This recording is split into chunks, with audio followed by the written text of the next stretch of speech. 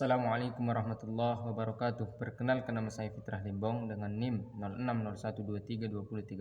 Saya sebagai mahasiswa Universitas Islam Negeri Sumatera Utara, Fakultas Ilmu Sosial, Program Studi Ilmu Perpustakaan semester 2. Baiklah, di sini saya akan memaparkan tugas ujian akhir semester saya dengan mata kuliah Kewarganegaraan.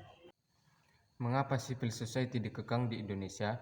Berdasarkan pemahaman saya mengenai situasi di Indonesia pada tahun 2023, ada beberapa alasan mengapa civil society di Indonesia terkekang. Yang pertama, kekhawatiran stabilitas politik. Pemerintah sering khawatir bahwa aksi-aksi dari civil society dapat mengancam stabilitas politik dan keamanan nasional, terutama jika mereka menyuarakan kritik atau oposisi terhadap kebijakan pemerintah. Yang kedua, kontrol atas agenda publik. Pemerintah ingin mempertahankan kendali atas isu-isu yang didiskusikan di ranah publik. Mereka khawatir jika civil society terlalu bebas, maka isu-isu yang singkat bisa berada di luar kendali pemerintah. Yang ketiga, pembatasan aksi protes. Pemerintah sering melakukan peraturan dan prosedur yang membatasi kemampuan civil society untuk melakukan aksi protes atau demokratisi secara bebas. Hal ini dilakukan untuk mencegah gejolak sosial yang tidak diinginkan. Yang keempat, pengawasan dan pemantauan. Banyak organisasi civil society diawasi secara ketat oleh aparat keamanan, baik melalui pemantauan langsung maupun pemantauan aksi informasi dan pendanaan. Yang kelima, kepentingan kelompok dominan. Kadang-kadang pembatasan terhadap civil society dilakukan untuk melindungi kepentingan kelompok-kelompok dominan seperti elit politik atau bisnis yang memiliki hubungan dekat dengan pemerintah. Namun demikian, penting dicatat bahwa situasi ini mungkin telah berubah sejak Agustus 2023 karena dinamika politik dan sosial di Indonesia dapat bergerak dengan cepat. Saya sarankan Anda memeriksa sumber-sumber informasi terbaru untuk mendapatkan gambaran yang lebih akurat mengenai kondisi civil society di Indonesia saat ini. Apa solusi yang tepat menurut saudara? Berdasarkan pemahaman saya mengenai situasi Indonesia pada Agustus tahun 2023, ada beberapa situasi atau solusi yang dapat dipertimbangkan untuk mengatasi pembatasan terhadap civil society.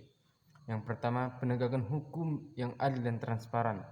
Memastikan bahwa semua pembatasan terhadap civil society didasarkan pada aturan hukum yang jelas dan dapat dipertanggungjawabkan.